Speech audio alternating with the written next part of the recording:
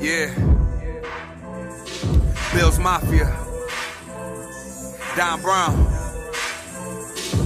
Yeah. It's the Mafia, you know I'm rocking with the Bills. It's the Mafia, you know I'm rocking with the Bills. It's the Mafia, I'm with the Buffalo Bills. It's the Mafia, you know I'm rocking with the Bills. Hey, who you reppin'? What's your team? Who you reppin'? What's your team? You know I'm reppin' for my team.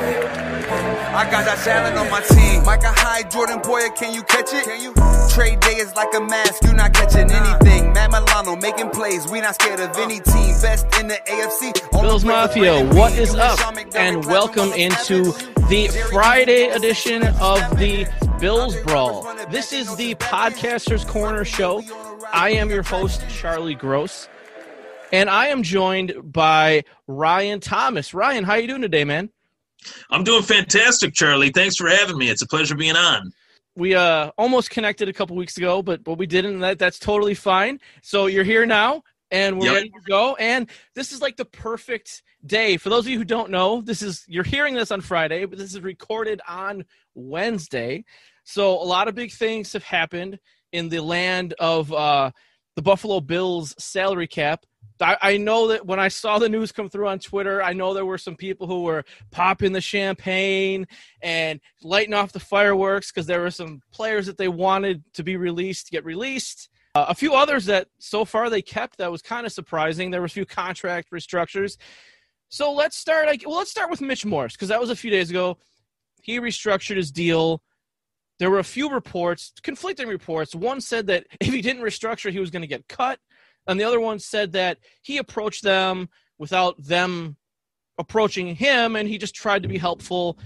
What's your thoughts on the Mitch Morse restructure? First off, I have to say that I think us as content creators, and we can lump ourselves in as fans as well, because first and foremost, when we became fans of this team, we want to see this team flourish and thrive, and we have to somewhat tip our cap to players like Mitch Morse. Regardless of the circumstances, however it went down, I'm thankful that Mitch Morse agreed ultimately to take this pay cut and to restructure his contract. Around $2 million was put back into the Bills' salary cap. The more the merrier as far as players on this Buffalo Bills team committed to doing that and willing to do that. That's a true rarity in today's National Football League, and it shows kind of the uncharted territory that the Bills are in right now as far as players on this roster that understand if they take a pay cut, it could help this team become even better than what they were last year, one game away from playing in the Super Bowl against the Tampa Bay Buccaneers. So, I highly commend Mitch Morse for taking the pay cut, and I hope to see a little bit more of that as we kind of inch closer to the NFL free agency period for this Buffalo Bills team. And before we get in any farther, I guess we should clarify, I'm sure everyone knows, but the salary cap is confirmed. It is $182.5 million. And I think there was a few shady things going on here with the owners, just in the way that they made the cap. But that's here nor there. And like you said, I mean, if it's a pretty easy sell, I think. Like you said, the team is a Super Bowl contender. Tough year with revenues being down. And as a player, why would you want to leave? Right. It doesn't really make sense. Right. It doesn't. And I mean, you look at what this team has. Mitch Morse, let's say Mitch Morse did test the free agent waters. What team could he go to that is a better offense than this one outside of Kansas City and Tampa Bay, maybe Green Bay? Do those teams have a need for center? I mean, you're really taking a step down if you're Mitch Morse, if he were to leave this team. And, I think there is a leadership factor in this as well, that Mitch Morse is one of the captains on this roster and has been since he got here, since he walked into the One Bills Drive building. And I feel that this moment for Bills fans is a very positive one, because it lets me know that, as I alluded to, this team is on the right track mentally. You have guys that are willing to take that little pay cut. You have guys that are willing to figure things out. In terms of players that they've cut, I wouldn't be shocked to see some of these guys that they've cut based on their contracts actually come back. It's just one of those things. This is a unprecedented time. unprecedented offseason, just as last year's was. This one more so dollars and cents wise than anything. And to go from, 190 million or 198 million in salary cap for the league to 182, that's a huge drop-off, far bigger than what most people realize in terms of how teams are going to be preparing for the NFL draft. How will they, maneuver that heading into free agency as well? So we're in for a real treat as far as how will Brandon Beane, this contract wizard, how will he add up these dollars and cents and find the best deals for this team? Yeah, I agree. And that leads us into the next thing, which is John Brown. John Brown gets cut. I thought it was possible. I wasn't really a fan of it. And this obviously, these cuts take place before free agency, before the draft. And I was okay with it in the sense of you have to assume right now that Gabe Davis probably moves into that number 2 wide receiver role. Now, that said, if you look at it as he might be the number 2 wide receiver, but is he going to be the second option? So my thing is John Brown, when he was healthy, was pretty much the second option. You can argue a little bit for Cole Beasley, obviously, especially this year because Brown was hurt.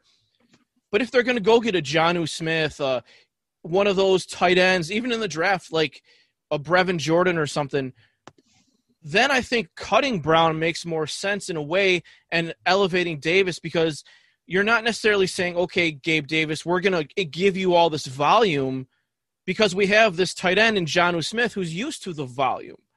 So I look at it as more of who's your second option behind Diggs. It doesn't matter if it's a running back, a tight end, a wide receiver. So I'm okay with it that way. But to your point, they may bring him back, although he did post on Instagram, thanks for the 2 years. So I don't know if they've mentioned that to him, but that was one that kind of surprised me a little. I thought they'd try to give him a restructure, a pay cut, something like that.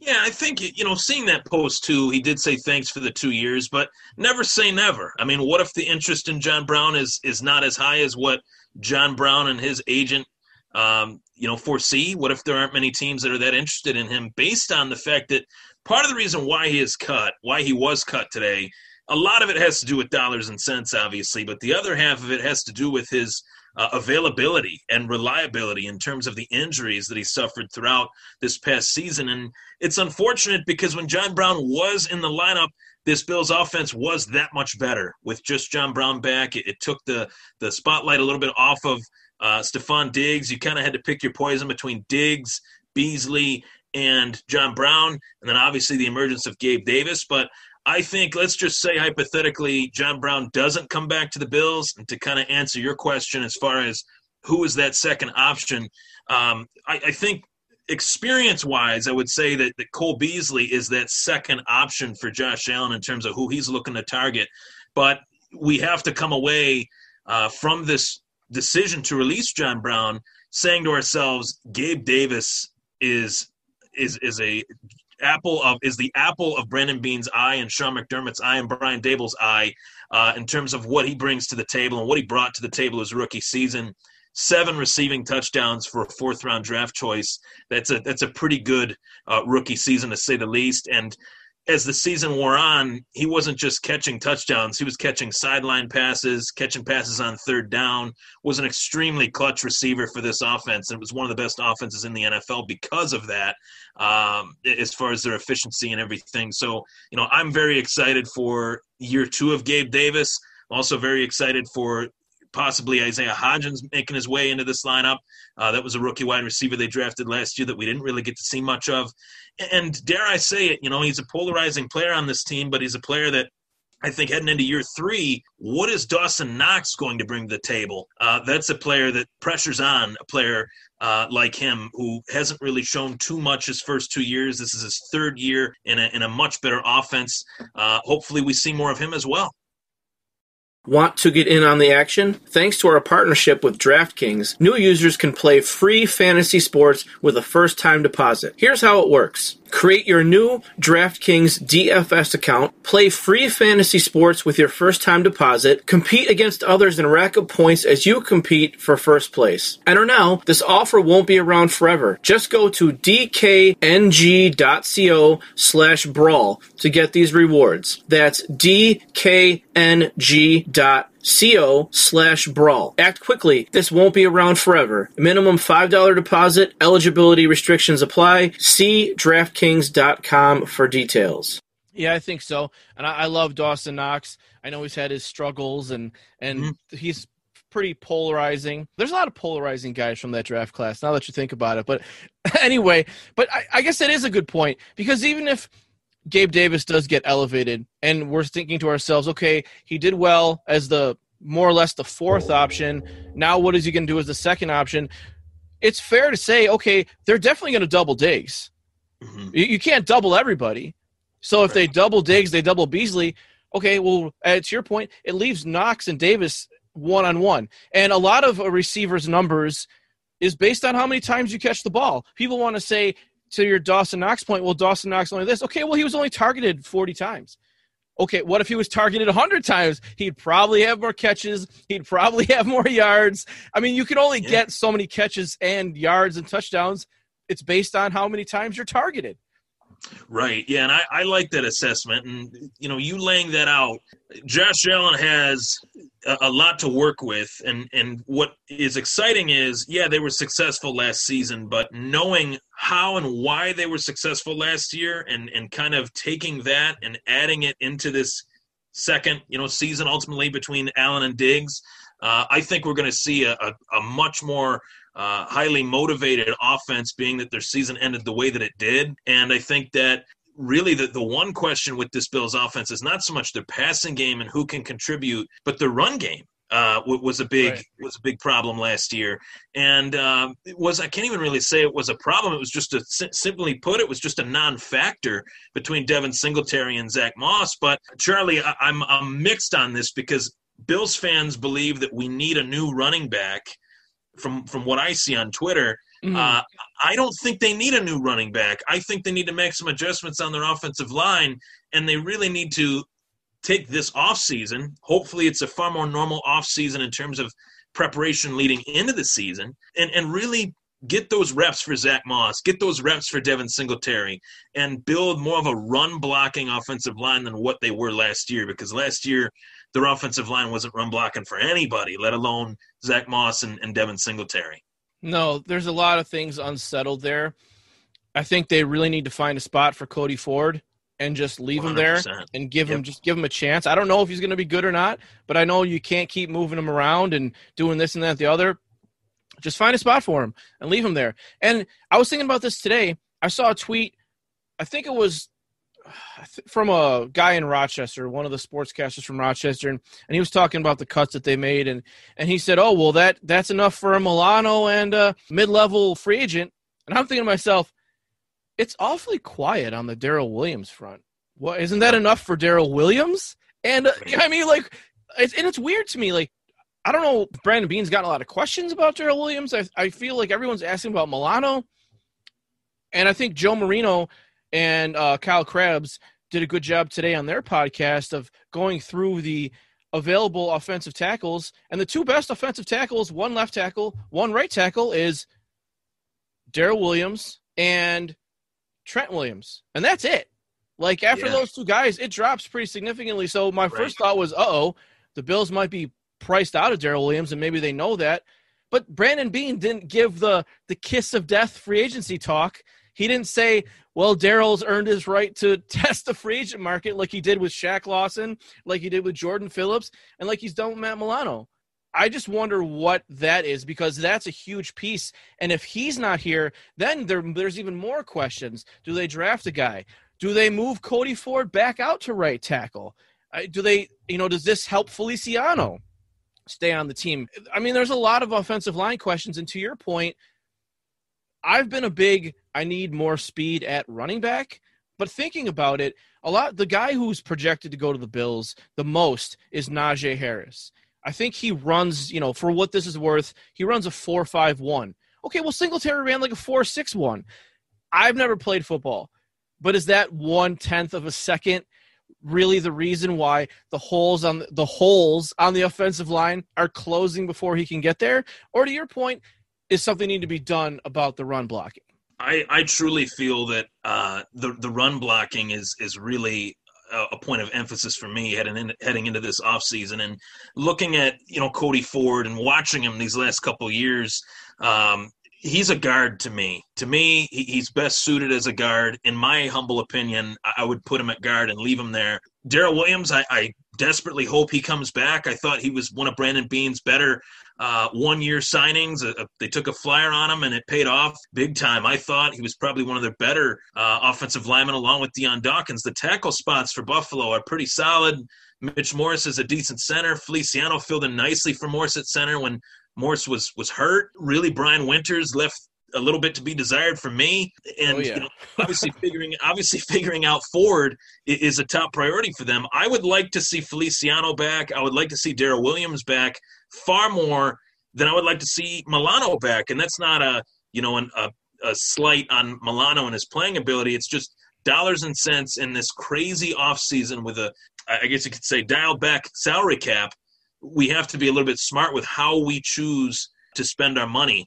And I think that's the most efficient way to make this offense not miss a beat from last year to this year, would be doing just that. And I look at the Najee Harris mock drafts. Mel Kiper's got him going to Buffalo. A lot of big name, mock draft analysts have him going to Buffalo. And I think it's safe to say when we lost to the Kansas City Chiefs, did we lose to the Kansas City Chiefs because we needed a running back? No, we did not.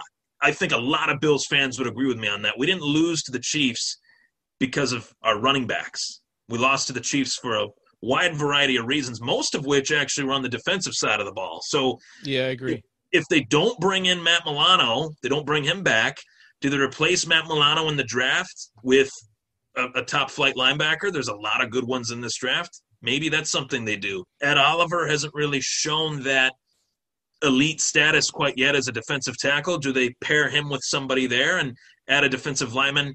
There was a lot of talk that they were interested in J.J. Watt. A.J. Epinesa left a little bit to be desired as well. So that's something that I'm looking at. And I think there's untapped potential between Devin Singletary and Zach Moss that I want to see Brian Daboll fully take advantage of heading into this next season. They didn't get necessarily a fair shake when it comes to the blocking in front of them. And maybe that was a little bit of we really need to find out how Josh is going to be in a pass-first offense. It's a COVID offseason. We can't work on both, so let's work on the one that's going to benefit our, Josh Allen and Stephon Diggs and find out that chemistry. And maybe this offseason is the one where they work towards the running game more. Before we get into the other cuts, let's talk a little bit about how did you get your start in podcast? I think it runs the gamut for reasons why people, get into podcasting. Obviously, as Pat Moran said, you want to, I don't know if you want to hear yourself talk, but you certainly have opinions that you want more than just you and your immediate family to know about. So how did you get into podcasting? I got into podcasting in large part due to the fact that I've been surrounded by sports my entire life. My dad was a coach. My grandfather was a coached multiple sports, football, baseball. I've been surrounded by sports, fascinated by sports practically my whole life, and I played a bunch of sports in high school and a little bit at the college level, and it was just something that I was in a college class, actually, public speaking class, and I thought, I feel pretty comfortable speaking in front of a bunch of people. What could I do to kind of tap into that would be productive and, would be something that could positively fill up my time? And I came up with the idea for my podcast, the Thomas Take Sports podcast, and that was 5 years ago, which is crazy to say that. It kind of came and it went in the blink of an eye, and being able to cover not just football, but combat sports, boxing, mixed martial arts, baseball, NHL hockey, as painful as it is to cover the Sabres right now. It's pretty good to talk about them because people are pretty angry and people are reacting to, the takes on the Sabres as well on my show. So, and most of all, I really feel like this area deserves the right sports content from the right angles, whether it's fanatics, people like myself, or just content creators. There's a lot of it in this area in Western New York, but I feel like you can never have enough with a fan base like the Buffalo Bills fan base and the Sabres fan base, and really with a city like Buffalo. It's such an amazing community, and this is just something that I really wanted to continue post college. I was a communications major, and this was something that I had dabbled in at the college level for my university, and this was just something that I wanted to continue to do. We talk a lot about on here with the other guests of finding your lane, because like you said, there's a lot of Bills podcasts. Mm-hmm. I don't know if you can ever have too many, but if you're just starting out, it's tough to find a lane to so I'm assuming obviously you like all kinds of sports, but your decision to talk about all of them on the podcast, was that just because you like all those sports, or was it a conscious? Now, I know you started 5 years ago, so probably back then there weren't 45 or 50 Bills podcasts, but was that a decision to just be different too? Because you might be the only podcast that talks about all those sports. I don't know if anyone else does all of it. That's a good point. I appreciate you saying that. That's a nice pat on my shoulder for me. But no, in all seriousness, I'm very passionate about sports in general because I was an athlete.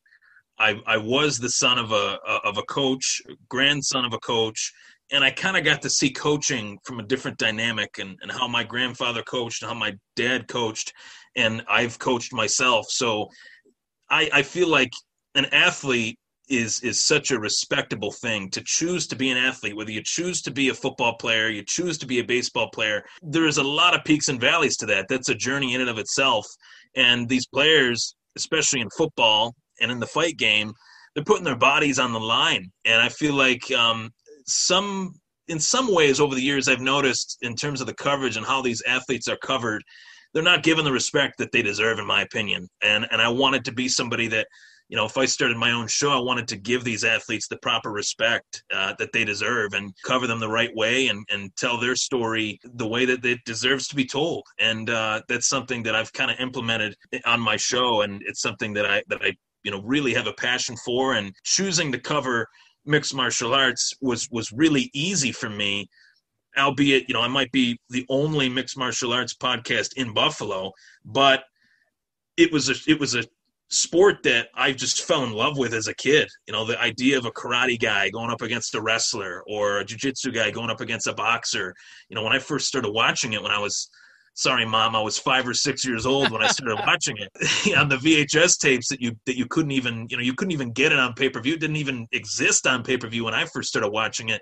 It was in the, let's just say, bad section of the Blockbuster video store, along with the ECW the video, along with ECW and other stuff that is not PG rated. And I just thought to myself, this is something that I ended up wrestling in high school, and it was something that I was just fascinated by. And I've had the opportunity to interview a lot of really cool fighters and coaches and players and trainers and agents, and it's just been an awesome experience. And to start something really out of the blue, for it to turn into what it's turned into, has been pretty awesome. It's an amazing journey for sure. Somebody comes to you and wants to start a podcast. Let's just say it's a Bills podcast. What are some things that you would tell them, 2 or 3 things, advice, or whether it's about equipment or, like we said, finding your lane? We talked off air about show notes, or the lack that we didn't have any for this show. Preparation, guys, you can tell guys like Bruce and Greg and Joe Marino, they're so prepared and they do so much research. What would you tell somebody, or what advice about that kind of stuff? I would say my biggest advice to someone that's looking to start a podcast, you have to show the audience why you love it. You have to show your passion. You have to show what is it about the Bills that really makes you love it. Whether it's, for me, and I can just say for myself, I love the history of this team. As crazy as it is to say, with a 17-year playoff drought, I love remembering the little nuances and facets of the Bills' history. I just enjoy the story of this franchise. Whether they've won a Super Bowl or not, I find it fascinating that they lost 4 straight Super Bowls. They're the only team to ever do that.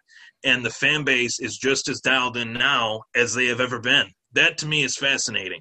Knowing that one day when they do win a Super Bowl, I want to be able to say, yeah, I started a podcast when they weren't really that good. I started, like it's just in that retrospect, it's pretty motivating to kind of start something that, you're passionate about in that regard. And my biggest advice would be to show the audience, if you're behind the microphone, show the audience why you love this team. Show the audience what is it about this team that really makes you happy and excited to talk about them? Because at the end of the day, when someone tunes into a show, they don't want to tune into someone that's very down in the dumps, kind of negative. They want to tune into someone that's fired up, whether they're saying a positive take or a negative take. Positive, happy, or negative, meaning, maybe angry at a decision they made. Maybe Sean McDermott didn't throw the challenge flag and people were upset at that.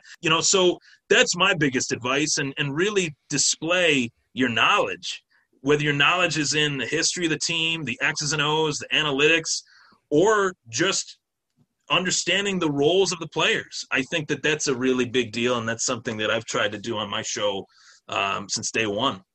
Yeah, I'm pretty upset, to be honest, that Josh Allen stopped rolling to the right and throwing in triple coverage, because that was kind of my go-to. I'd be like, what are you doing? Because I'm not that emotional all the time. Because but when that happens, I'm like yelling and stuff, and so without that, I've struggled. We're into challenge flags. Like, oh my god, I can't believe you didn't throw the challenge flag. I mean, that's like, is this what New England's felt? I mean, what are they? Their shows have to be so boring for the last 20. Oh yeah, won another Super Bowl. We're so great. Yeah, I don't know what to get mad about. Like, yeah. And that might be why there's so many Bills podcasts, is because there's such a fascinating so much to complain about. There really is. There's so much to complain about, whether it's a win or a loss. It's like the Buffalo Bills are just that team. They're just that team, and I've just greatly enjoyed being able to interact with guys like yourself and all the people that have created podcasts and players. One of my highlights was having Lorenzo Alexander on my show. That was a real treat for me, because I've just so much respect for a guy like that battled his way into the picture of the Buffalo Bills roster and really took over the game. That when he took over that reign of leadership in that locker room. And there's a lot of awesome stories that I'm just fascinated by, whether they're Buffalo Bills players or fighters or you name it, and I just enjoy covering them. This tournament season, take care of your hair and holes with the best tools for the job. We're talking about our sponsors, Manscaped, the global leaders in male grooming from head to toe. When the clock winds down in March, be clutch and avoid the upset with the Manscaped Performance Package to keep all your hair and holes tamed. Manscaped is trusted by over 2 million men worldwide. Join the Manscaped movement and start taking care of your balls today with 20% off and free shipping by going to manscaped.com and using code BRAWL for our exclusive offer. Your bracket isn't supposed to be perfect, but with the Manscaped Performance Package, you can be confident that your nose, ear, and ball pubes are. The Manscaped Performance Package is the ultimate men's hygiene bundle and #1 overall seed this season. Included in this package is the Weed Whacker ear and nose hair trimmer. It provides proprietary skin-safe technology which helps reduce nicks, snags, and tugs in those delicate holes. Look, fellas, 79% of partners polled admitted that long nose hair is a major turnoff. Why not use the best tools for the job here? This amazing bundle also includes the Lawnmower 3.0 trimmer, the best trimmer on the market for your balls, butt, and body. It checks every box for a Final Four run. Let's not forget their famous liquid formulations, the Crop Preserver Ball Deodorant and Crop Reviver Ball Toner, to maximize your ball hygiene routine and keep you fresh, ready for anything. Get the Performance Package now to receive their 2 free gifts, the Manscaped Boxers and the Shed Travel Bag. Another favorite of mine are their Crop Mop Wipes, cool and refreshing ball button body wipes for peak male hygiene and extra care where it matters most. Your purchase goes towards a good cause because they partnered with the GOAT, Alex Caruso, and the Testicular Cancer Society to bring awareness to testicular cancer, men's health, and early cancer detection. Manscaped is committed to raising awareness for the most common form of cancer in men aged 15 to 35 and giving support to fighters, survivors, and families impacted by testicular cancer as part of their We Save Balls initiative. Get 20% off and free shipping with the code BRAWL at manscaped.com. That's 20% off with free shipping at manscaped.com and use the code BRAWL. When things get hairy, make sure to call on Manscaped in clutch time.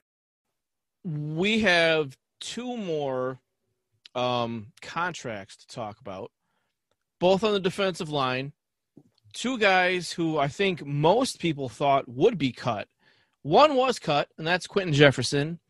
And I think to the disappointment of many, Vernon Butler has not been cut.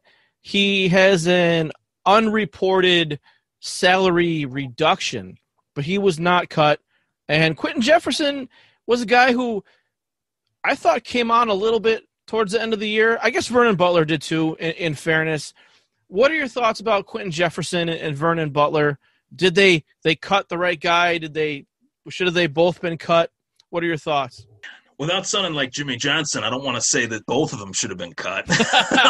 I'd like to say that, Vernon Butler, I think the reason – bear with me here. I think the reason that Vernon Butler is still on this team is because Brandon Beane and Sean McDermott are just not ready to give up on the former first-round draft pick of the Carolina Panthers. There is just like this affinity for Carolina Panthers players. That's why on my show all week long I've been talking about Curtis Samuel possibly being the replacement for John Brown, due in large part to the fact that he's a former Carolina Panther. And people can roll their eyes at it and say, another Carolina Panther. They love their Carolina Panthers. They love bringing them onto this team. They've done it quite a lot. Mario Addison was another one that they brought on to this roster. And, I thought Quentin Jefferson was somebody that did turn it on towards the end of the year, and I liked that addition from the Seattle Seahawks. He had some decent years there in Seattle. I thought that that's what we would kind of see, not as much of, but some of that Jefferson in Buffalo. It was a little bit too little too late ultimately for him. I do trust Brandon Beane's judgment, but at the same time, I was disappointed to hear that. I was disappointed that Jefferson was gone and that Butler was still here. If you make the decision to let go of Jefferson, they see it as, hey, we don't want to lose 2 defensive linemen. What type of playing shape will Starr be in when he comes back? That's why they might want to have an extra body there. And I guess Vernon Butler's the guy that they feel is that guy. And I hope that they prove their fans wrong because I don't know if he is. I just haven't seen that from Vernon Butler, not just in Buffalo, but in Carolina as well. And I hope that this Bills defensive line is much better than what they were last season. Yeah, that's a fair point. They definitely need the bodies.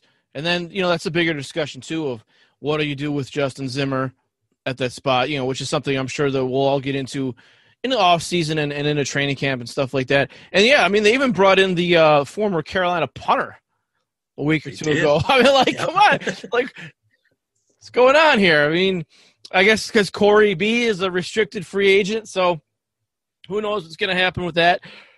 One other free agent I want to ask you about, I guess, who hasn't been, obviously he's free agent, hasn't been cut, whatever. Andre Roberts. I have got all kinds of people who are steadfast that he shouldn't be on the team. We don't need that guy. Oh, it's all over Twitter about Isaiah McKenzie, which was also a free agent, can do that role, all this stuff. And I don't know what these people are talking about. So help me out here. I hope you're going to help me out here now with this Andre Roberts. Yeah, I'm scratching my head at that. I have not seen that on Twitter yet, and I'm not saying that it's not out there because I'm sure it is. We know how, pessimistic Bills fans can be sometimes. I love them to death, but on this one, I think they're getting it a little bit wrong. I love Andre Roberts. I think he's a great player on this team for the role that he plays. He was also somebody that when Josh Allen was in the third string lineup as far as his first, training camp, Andre Roberts was somebody that made some nice catches as a wide receiver. And I don't think Andre Roberts is going to be lining up a wide receiver too much, obviously, with who we have, barring injury. But he's one of the best return men in the game, and he was pretty clutch last season when he had the opportunity to be. And I think he would be a much better player if the NFL had not instituted that kickoff rule where they moved things up a little bit. We don't see as many kickoff returns as we used to. I think it's the most exciting play in football. It always has been and always will be, the kickoff, opening kickoff with Andre Roberts returning it. I would say that he's one of the better, return average, per return, average yards per return men in the NFL. And it's a question of dollars and cents, obviously, and I think fans might be looking at it that way too. If they decide to part ways with Andre Roberts and they go with a cheaper alternative, they'll be able to spend some money elsewhere. But sometimes in this business, you get what you pay for. And I love Isaiah McKenzie, and I love Andre Roberts. I would like to live in a world where we could have both guys. Why not? Two is better than one. Yeah, and I think I see sort of two sides to the people. One side is somebody said to me, well, the difference between Andre Roberts and the lowest guy in the league in terms of like per return average is 8 yards. So what's the big deal? And then the other sort of argument is, okay, why can't we get special teams players who can do more than just play special teams? Like, to your point, you're never going to put, Andre Roberts out there along with, Beasley and Diggs, Right. Like, and so I see that point to a point, but that's just kind of how the league works. You've got guys who just do special teams.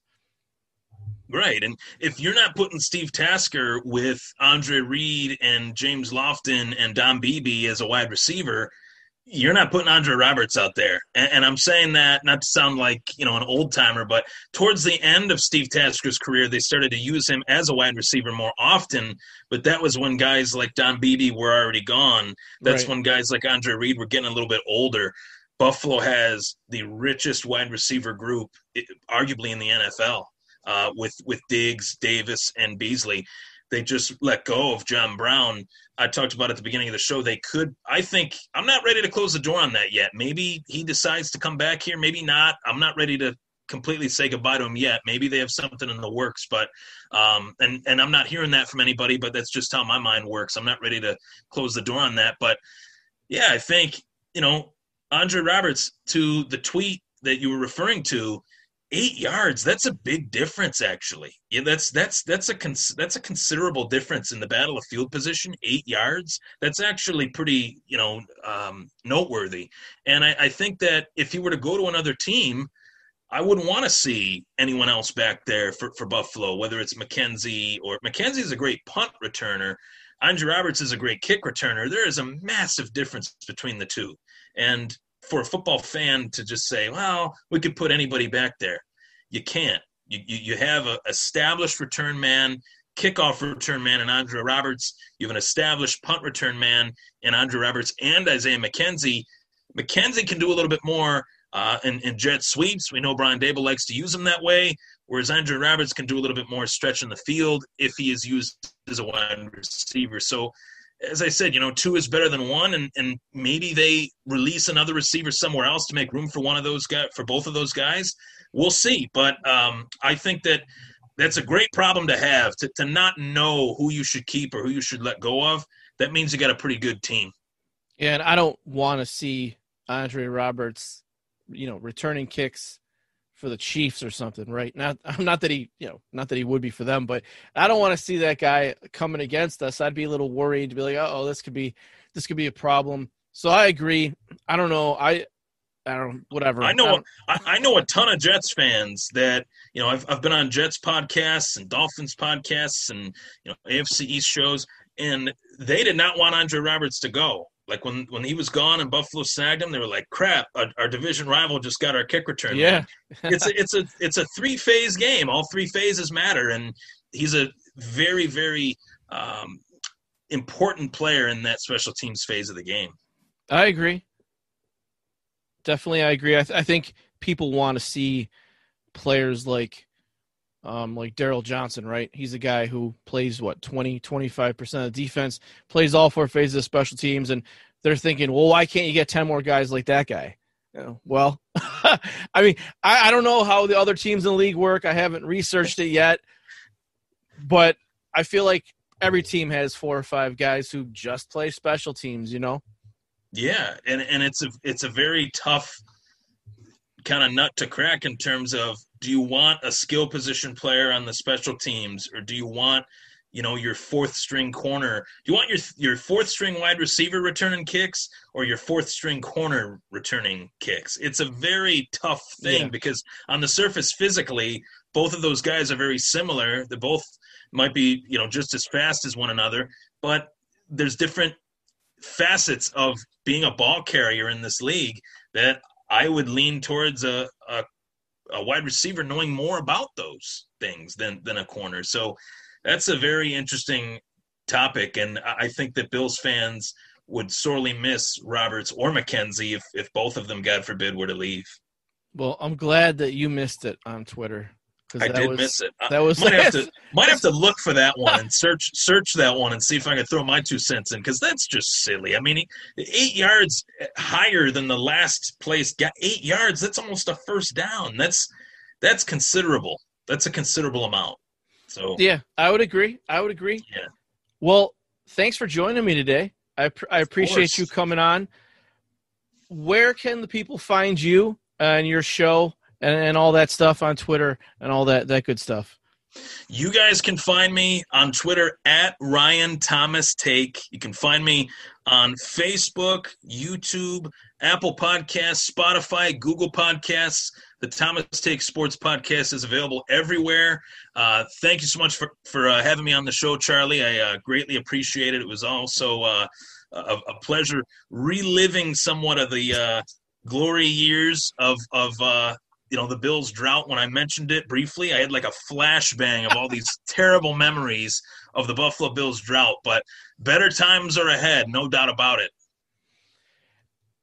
You can find me, your host, Charlie Gross, on Twitter at Charlie_Gross_. You can find this podcast at Bills Brawl. We are a part of the Brawl Network. I encourage you to check out the podcast, check out the network. It would be very awesome if you could leave a rating, a review, subscribe, tell a friend, tell an enemy. Doesn't matter to me. As long as they listen, I think that would be fantastic. It would help us out a lot. And I guess, Bills Mafia, with that said, there's nothing left for me to say except find a way to embrace your growth mindset. And as always, trust the process. With the stiff arm, treat opponents just like his. Feliciano, Deion Dawkins, block defenders like the fence. Hey, it's the Mafia. I said no one on top of us. I said no one is blocking us on top of our division. So it's clear that it's no stopping us. Google best team in the league and we popping up. Hey.